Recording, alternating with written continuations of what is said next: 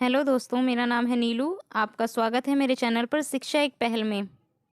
तो स्टूडेंट्स, आज हम क्लास 8th का मैथ का सैम्पल पेपर सॉल्व करने जा रहे हैं और मैं पूरी कोशिश करूंगी कि आप अच्छी तरह उस क्वेश्चन पेपर को समझ पाएं, हिंदी में भी और इंग्लिश में भी। तो क्वेश्चन नंबर 1 देखते हैं। क्वेश्चन नंबर 1 है, निम्नलिखित में से क्या एक द्विपद है? द्विपद मतलब होता है बाइनोमियल। तो इसमें से बाइनोमियल क्या है? 4p minus 5p। आइए क्वेश्चन नंबर 2 देखते हैं। समानांतर रेखाओं को दर्शाने वाला एक अक्षर जो कि n है। बाकी सभी रेखाएं एक दूसरे को काट रही हैं, ठीक है, बाइसेक्ट कर रही हैं, एक दूसरे को प्रतिच्छेदित कर रही हैं, इसीलिए n जो है वो समानांतर रेखाएं हैं। इसका बीच वाली लाइन को छोड़ के अगर हम साइडों की लाइन देखें तो समानांतर है, ठीक है। क्वेश्चन नंबर 3 पे चलते हैं, जिसमें 5 की पावर 0 है प्लस 8 की पावर 0 है इंटू 2 की पावर 0 का मान ज्ञात करना है। तो 5 की पावर 0 होने का मतलब है 1, या तो इसी तरह 8 की पावर 0 का मतलब भी 1 होगा, इसी तरह 2 की पावर 0 का मतलब भी 1 होगा। तो 1 में 1 प्लस करेंगे, हमारे पास 2 आ जाएगा। 2 की मल्टीप्लाई 1 से करेंगे तो कितना हो जाएगा? 2 1 जा 2। तो इसका आंसर क्या हो जाएगा? आंसर है इसका डी 2। क्वेश्चन नंबर 4 देखते हैं। क्वेश्चन नंबर 4 है, निम्नलिखित में से क्या समलंब चतुर्भुज की आकृति है? अब ये 4 आपको आकृति दे रखी है और समलंब चतुर्भुज की आकृति यानी ट्रिपेजियम वो होता है जिसकी कोई भी एक साइड जो होती है वो समानांतर होती है, यानी एक दूसरे को काटेंगी नहीं वो लाइनें अगर आगे बढ़ाई जाएंगी तो। जैसा कि आप देख पा रहे हैं इस चित्र के अंदर, सामने वाली ये 2 लाइनें हैं जो कि समानांतर हैं, आमने सामने हैं और बराबर भी, आगे जाके बराबर भी चलती हैं। तो ये 2 लाइनें नहीं है, तो ये एक ट्रेपेजियम है यानी कि समलंब चतुर्भुज है। तो इसका आंसर हो जाएगा बी। आइए क्वेश्चन नंबर 5 देखते हैं। क्वेश्चन नंबर 5 है, 502 की पावर 2 माइनस 498 की पावर 2 का मान ज्ञात कीजिए। अब हमें करना क्या है? 502 की मल्टीप्लाई 502 से ही कर देनी है, ठीक है, और फिर 498 की मल्टीप्लाई 498 से ही कर देनी है। उसके बाद मल्टीप्लाई करने के बाद जो डिजिट आएंगी उन्हें आपस में माइनस कर देना है। माइनस करने के बाद हमारे पास 4000 आंसर आएगा और 4000 एकदम करेक्ट आंसर है, यानी सी वाला पॉइंट जो है एकदम करेक्ट है। आइए इसका एक बार आंसर देख लेते हैं। पहले क्वेश्चन का 5th पार्ट आप देख पा रहे हैं, जैसा कि 502 की मल्टीप्लाई 502 से करी है तो क्या डिजिट आई है, उसी तरह 498 की मल्टीप्लाई जब 498 से की है तो क्या डिजिट आई है, और फिर आपस में इसे माइनस कर दिया गया है। माइनस करने के बाद हमारे पास जो आंसर आता है वो 4000 आता है, 4000, यानी कि सी आंसर जो कि बिल्कुल करेक्ट है। आइए क्वेश्चन नंबर 6 को देख लेते हैं। क्वेश्चन नंबर 6 है, ऊंचाई 28 सेंटीमीटर और त्रिज्या 6 सेंटीमीटर वाले एक बेलन को काटकर खोला गया है। इस प्रकार बने आयत की चौड़ाई ज्ञात कीजिए। अब ये आपको साफ साफ बता दिया गया है कि एक प्रकार का आयत बन रहा है। बंद करने के बाद इसकी ऊंचाई कितनी थी? 28 थी, तो खोलने के बाद इसकी ऊंचाई 28 ही रहेगी। तो 20 का जो आंसर है वो एकदम करेक्ट आंसर है। क्वेश्चन नंबर 7 है, वह चतुर्भुज जिसमें समानांतर रेखाओं की एक और केवल एक जोड़ी होती है कहलाता है, क्या कहलाता है? जैसे कि हमने पहले भी आपको 4th क्वेश्चन में ये बात बताई थी कि एक ट्रिपेजियम होता है यानी कि समलंब चतुर्भुज होता है। तो इसका सी पार्ट एकदम करेक्ट है, इस पे टिक लगा लेंगे। अगले क्वेश्चन की तरफ देखते हैं। क्वेश्चन नंबर 8, -1000 का घनमूल है। अब घनमूल बताना है यानी कि क्यूब बताना है, तो क्यूब क्या होगा? इसका -10 होगा। इसका डी पार्ट एकदम करेक्ट है। क्वेश्चन नंबर 9 देखते हैं, एक बेलन का जाल बताइए। तो एक बेलन का जाल क्या है? एक बेलन का जाल होगा डी। डी आपको दिख ही रहा है चित्र के अंदर, जैसा कि एक बेलन का ही जाल बना हुआ है ये। क्वेश्चन नंबर 10 की तरफ आते हैं। क्वेश्चन नंबर 10 है, एक कक्षा में 25% छात्र अंग्रेजी पसंद करते हैं और 40% छात्र गणित पसंद करते हैं, शेष छात्र विज्ञान को पसंद करते हैं। तो विज्ञान पसंद करने वाले छात्रों का प्रतिशत निकालना है। आइए इसका आंसर देखते हैं। क्वेश्चन नंबर 10 का आंसर है कि 100% जो छात्र हैं उनमें से 25% माइनस करेंगे, यानी 25% छात्र कौन से थे? अंग्रेजी पसंद करने वाले, और 40% भी माइनस कर देंगे जो कि गणित पसंद करने वाले थे। जब दोनों को प्लस करके यानी 65 को 100 में से माइनस किया तो हमारे पास क्या आता है? 35 आता है, और ये एकदम करेक्ट आंसर है। तो हम टिक लगा लेंगे बी पर, बी एकदम करेक्ट आंसर। क्वेश्चन नंबर 11 देखते हैं, 3Q भुजा वाले घन की पृष्ठीय क्षेत्रफल बताइए। घन का पृष्ठीय क्षेत्रफल का फॉर्मूला आपको पता ही होगा कि 6a² होता है, यानी 6 साइड स्क्वायर होएगा। तो इसकी साइड दे रखी है 3Q। तो आइए देखते हैं इसका आंसर क्या होता है। सामने आपको दिखाई दे रहा है कि 6 जो है उसकी मल्टीप्लाई 3Q² से की गई, 6 इंटू 9Q² और 54Q² इसका आंसर आ जाएगा, क्योंकि हम 9 जो है उसकी मल्टीप्लाई 6 से कर देंगे और 6 9 से 54 होता है, 54Q² इसका आंसर आ जाएगा, यानी कि बी जो है पार्ट वो एकदम ठीक है, उस पर टिक लगा लेंगे। नेक्स्ट क्वेश्चन की तरफ बढ़ते हैं। Question number 12। क्वेश्चन नंबर 12 है, एक जहाज के मॉडल में मस्तूल 9 सेंटीमीटर ऊंचा है जबकि वास्तविक जहाज का मस्तूल 12 मीटर ऊंचा है। यदि जहाज की लंबाई 28 मीटर है तो मॉडल के जहाज की लंबाई बताइए। हमें क्या करना है कि हमें 9 और जो 12 है इन दोनों का ही रेशियो निकाल लेना है, अनुपात निकाल लेना है। आइए देखते हैं इसका आंसर क्या होता है। जैसा कि आप सामने देख रहे हैं कि 12 क्वेश्चन का आंसर क्या है, 9 और 12 का हमने क्या किया, एक तो जहाज का मॉडल था 9 उसकी ऊंचाई थी और एक 12 था वास्तविक जहाज की ऊंचाई। दोनों का रेशियो निकाल लेते हैं और रेशियो निकालने के बाद हमारे पास आता है अनुपात निकालने के बाद 3/4 आता है। तो 3/4 जब हमारे पास आता है, हम देख रहे हैं कि 4 की 7 से गुणा करने पर 28 आ रहा है, 28 आ रहा है। तो हम क्या करेंगे, 3 की भी 7 से गुणा कर देंगे और हमारे पास 21 आ जाएगा। तो इसका करेक्ट आंसर होता है आंसर बी पे टिक लगा लेंगे, 21 जो कि इसका करेक्ट आंसर है। आइए क्वेश्चन नंबर 2 देखते हैं, खंड बाका। खंड बाका क्वेश्चन नंबर 2 है, m² - 25 का गुणनखंड कीजिए, यानी इसके फैक्टर करने होंगे और फैक्टर करने के लिए, गुणनखंड करने के लिए हमें यहाँ पर एक सर्वसमीका यानी कि आइडेंटिटी का यूज करना पड़ेगा। आइए देखते हैं इसका आंसर क्या है। क्वेश्चन नंबर 2 में हमने एक आइडेंटिटी लगाई है, a² - b² = होता है a+b a-b।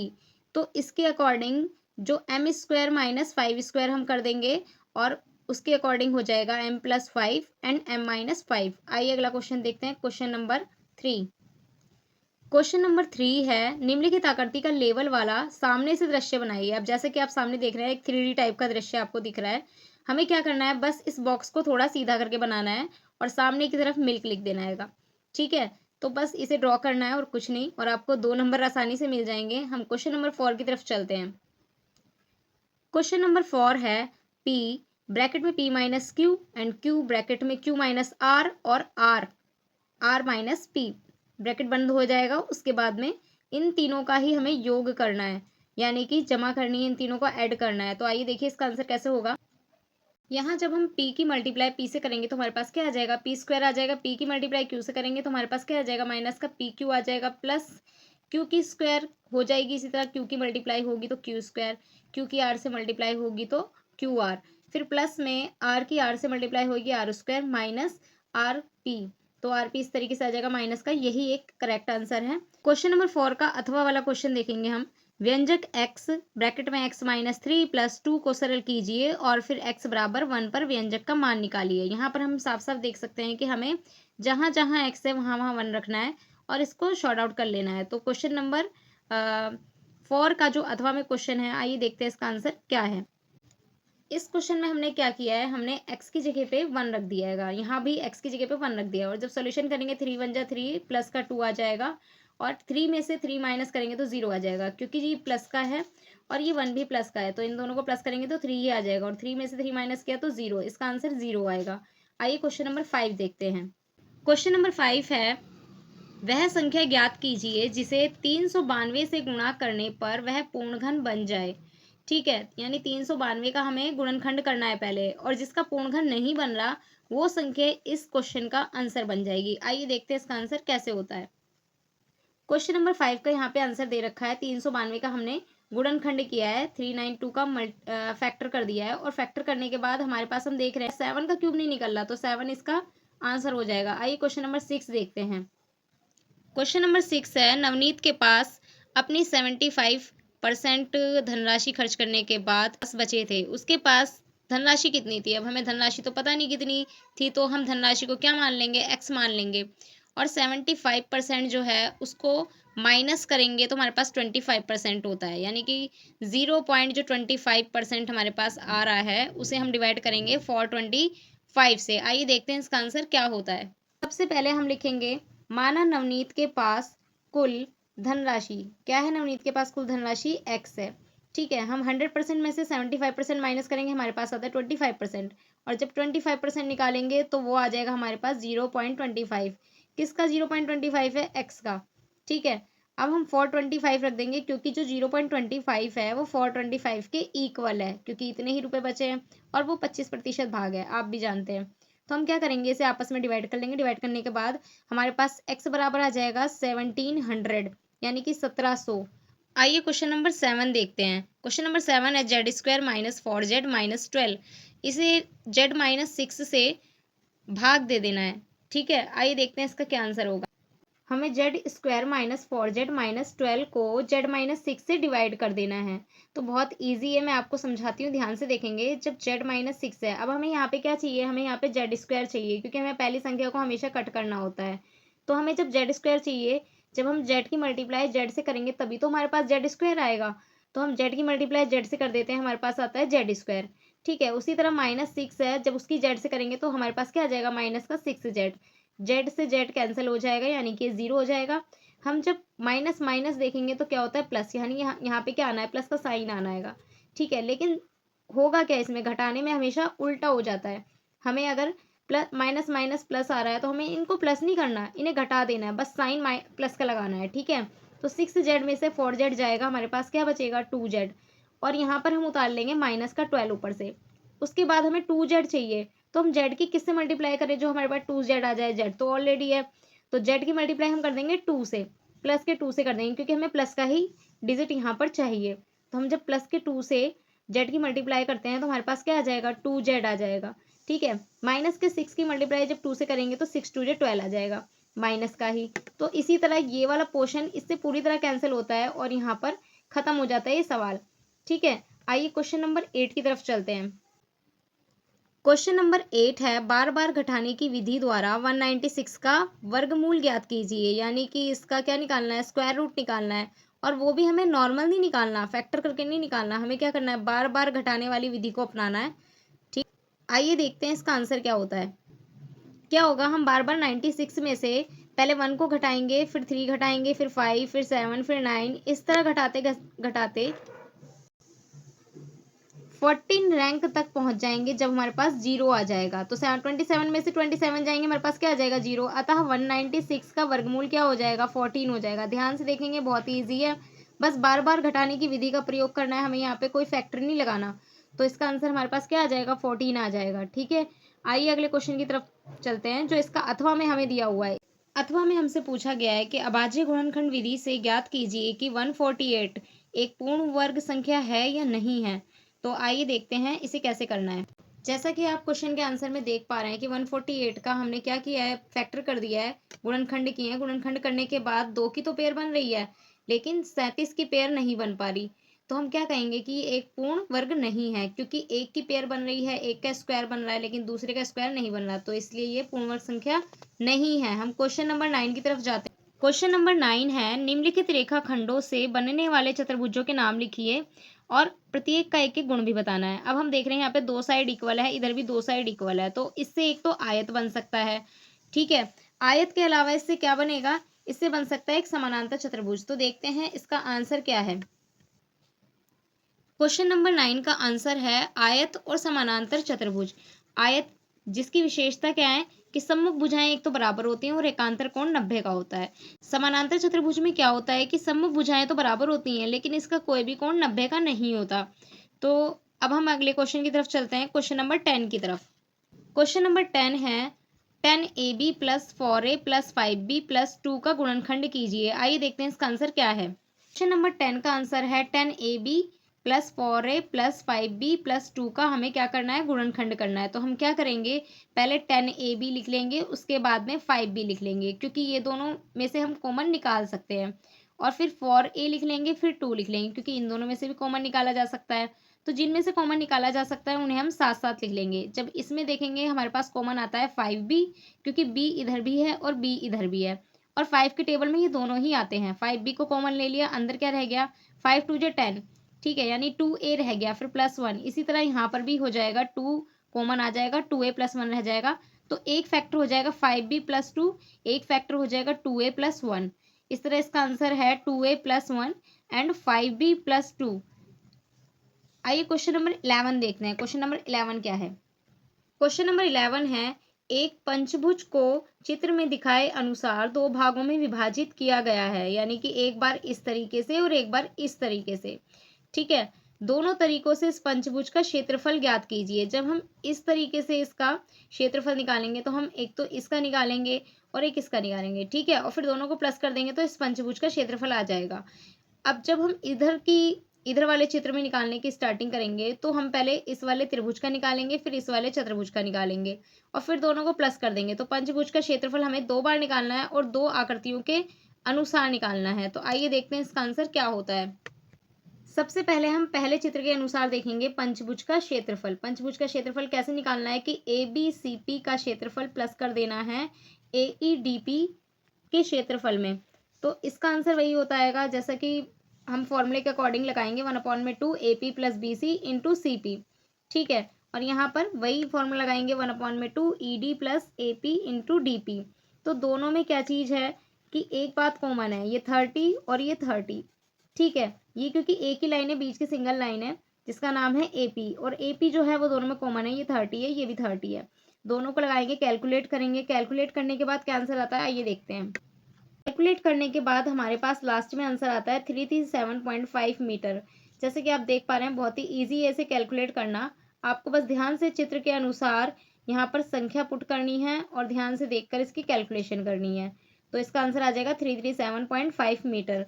आइए दूसरे चित्र के अनुसार देखते हैं इसका आंसर क्या है। जो दूसरा चित्र था उसमें कुछ इस तरीके से दिया हुआ था कि ये वाला आपको निकालना है। तो हम सबसे पहले क्या करेंगे, ABE जो त्रिभुज है वो ले लेंगे, उसके बाद ये जो चतुर्भुज है इसे ले लेंगे और दोनों में ही फॉर्मूला पुट कर देंगे। फॉर्मूला पुट करने के बाद में यहाँ पर डिजिट आ जाएगी 337.5 मीटर स्क्वायर। तो देख लेंगे कैलकुलेशन किस तरीके से हुई है। बहुत ही ईजी तरीका है, यहाँ पे हमने आसानी से इसको लगाया है। सबसे पहले हम क्या करते हैं 1/2 आधार गुणा ऊंचाई, फिर प्लस में वापस इसी तरीके से 15 × 15 लगा देंगे जो हमें पहले से मिला था। उसके बाद ये संख्या जो है आसानी से सॉल्यूशन करने के बाद आपके पास आंसर मिल जाएगा। आइए अगला क्वेश्चन देखते हैं। Question number 12। क्वेश्चन नंबर 12 है, अनिकेत ने एक बैंक में 50,000 जमा किए। बैंक से 10% वार्षिक चक्रवृद्धि ब्याज दर प्रदान करता है। एक वर्ष बाद अनिकेत को कितना ब्याज मिलेगा यह भी ज्ञात करना है। तो पहला इसका पार्ट दे रखा है दूसरे वर्ष का मूलधन, चौथे वर्ष पश्चात चक्रवृद्धि ब्याज। सबसे पहले हमें क्या करना है, पहले वर्ष का मूलधन निकाल लेना है, उसके बाद दूसरे वर्ष का, देन उसके बाद में 4 वर्ष के बाद जो इंटरेस्ट होता है उसे निकाल लेना है। तो आइए देखते हैं इसका आंसर क्या होता है। यहाँ सबसे पहले हम लिखेंगे कि मूलधन क्या है। मूलधन 50,000 रुपये है, जिस पर जो दर लग रही है, रेट लग रहा है वो 10% का लग रहा है, एनुअल, वो भी वार्षिक। टाइम क्या है, 1 वर्ष। मैंने जैसे कि आपको बताया था कि क्वेश्चन में हम सबसे पहले 1 वर्ष का मूलधन निकाल लेंगे, अमाउंट ही निकाल लेंगे। ठीक है, और जब 1 वर्ष का हमारे पास अमाउंट आ जाएगा उसके बाद हम 2 वर्ष का निकालेंगे जो कि पहला पार्ट होगा, फिर 4 वर्ष पश्चात का इंटरेस्ट निकालना है यानी कि चक्रवृद्धि ब्याज निकालना है। तो आइए हम इसमें फॉर्मूला लगा लेते हैं। फॉर्मूला पुट करने के बाद हमारे पास क्या आंसर आता है देखते हैं। फॉर्मूला पुट करने के बाद हम डिजिट को फॉर्मूले में लगा देंगे और डिजिट को लगाने के बाद हमें क्या करना है कि एलसीएम ले लेना है। इसके नीचे अपनी मर्जी से 1 मान लेना है और एलसीएम लेने के बाद हमारे पास आता है 110/100। जब हम इसे डिवाइड करेंगे तो हमारे पास 1.1 आता है और अमाउंट हमारे पास निकल के क्या आता है 55,000 यानी कि 55,000। अब 55,000 में से हम प्रिंसिपल को घटा देंगे, मूलधन को घटा देंगे। जब 55,000 में से मूलधन को घटाएंगे, अमाउंट में से प्रिंसिपल घटा देंगे, तो हमारे पास इंटरेस्ट निकल के आ जाता है 5,000 रुपये का। ठीक है, अब हम दूसरे वर्ष का निकालेंगे कि क्वेश्चन यानी उस क्वेश्चन का जो पार्ट 1 है उसमें जो दूसरे वर्ष का बोला गया है मूलधन निकालने के लिए, उसको हम निकालेंगे। देखते हैं आइए इसका आंसर क्या होता है।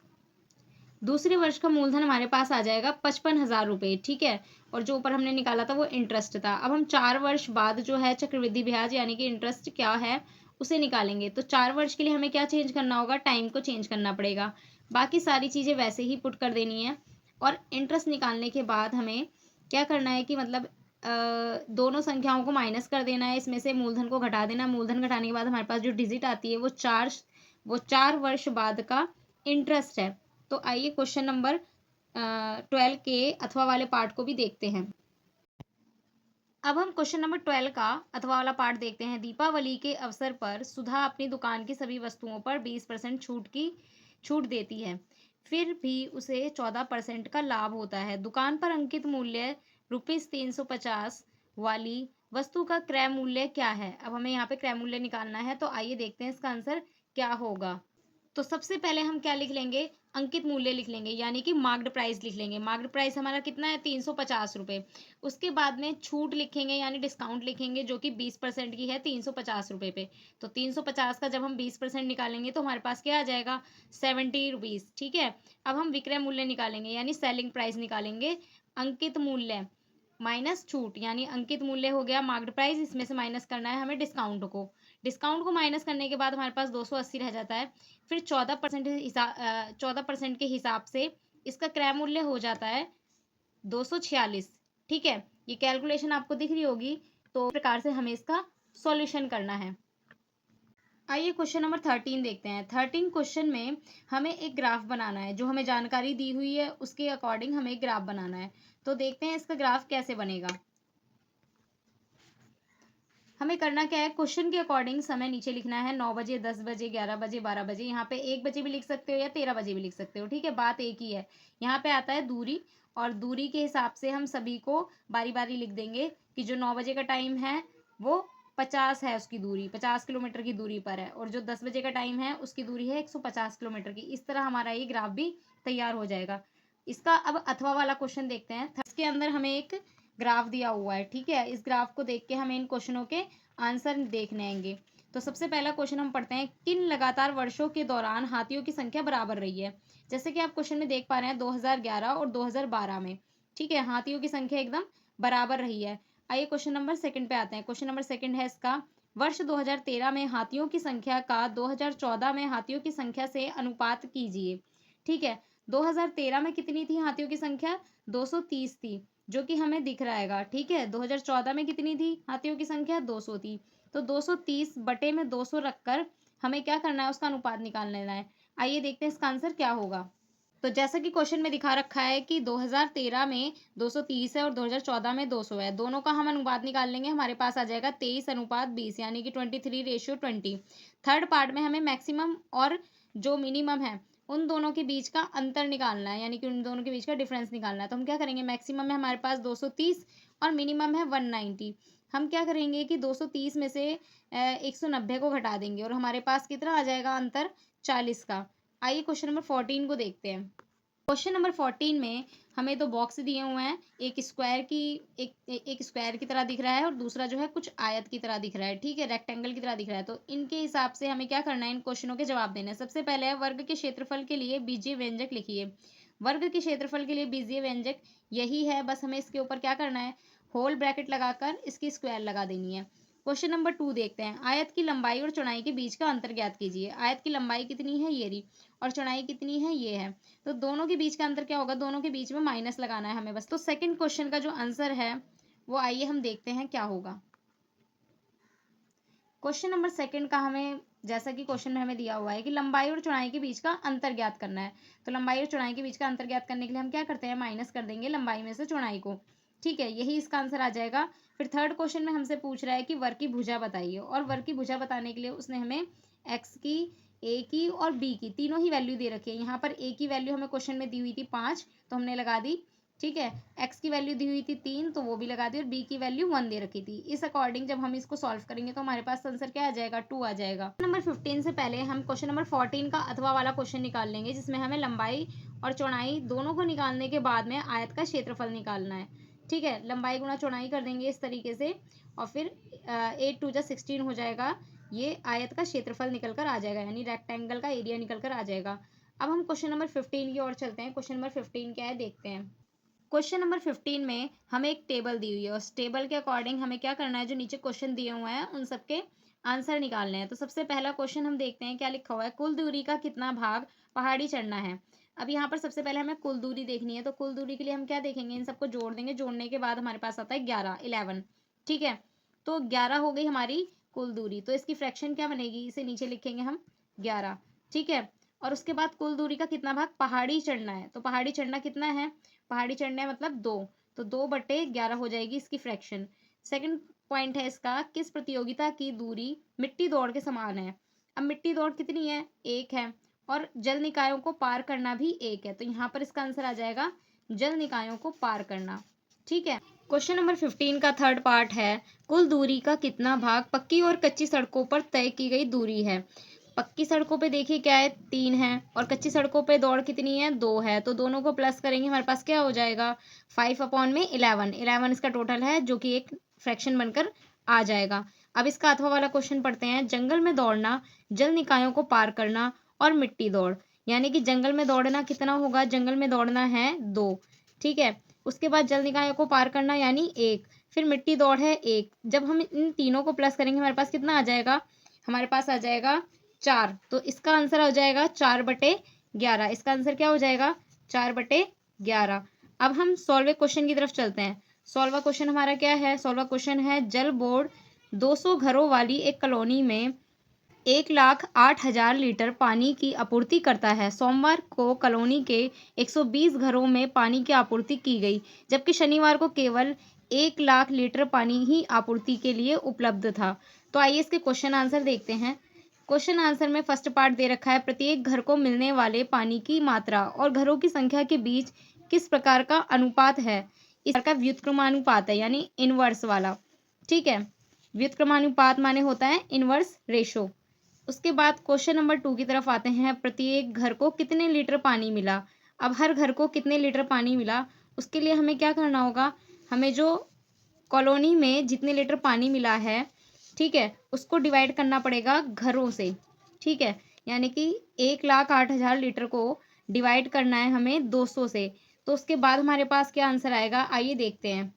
जब हम 1,08,000 को डिवाइड कर देंगे 200 से, तो हमारे पास डिवाइड करने के बाद आता है 540 लीटर, ठीक है। यानी कि क्वेश्चन में हमसे जो पूछा था कि कितने लीटर पानी मिला प्रत्येक घर को, तो 540 लीटर पानी मिला प्रत्येक घर को। आइए इसका थर्ड क्वेश्चन देखते हैं। इसका थर्ड क्वेश्चन है, सोमवार को कितने लीटर पानी की आपूर्ति की गई। तो 120 को हम 540 से गुणा कर देंगे। गुणा करने के बाद हमारे पास इतना आंसर आएगा। तो ये आंसर इतने लीटर जो पानी है उसकी आपूर्ति की गई है। उसके बाद अथवा वाला क्वेश्चन देख लेते हैं। शनिवार को कितने घरों को पानी मिला है। तो शनिवार को कितने घरों को पानी मिला होगा ये हम देखेंगे। हम क्या करेंगे, 1 लाख को डिवाइड कर देंगे 540 से, हमारे पास आ जाएगा 185 घर। तो स्टूडेंट्स, क्लास 8th का मैथ का सैम्पल पेपर यहीं पर ख़त्म होता है। और आपको कौन से सब्जेक्ट का सैम्पल पेपर सॉल्यूशन के साथ चाहिए, मुझे कमेंट बॉक्स में ज़रूर बताएं। वीडियो को लाइक करें, चैनल को सब्सक्राइब करें और दूसरे बच्चों को शेयर करना ना भूलें, जिससे उनकी भी हेल्प हो सके।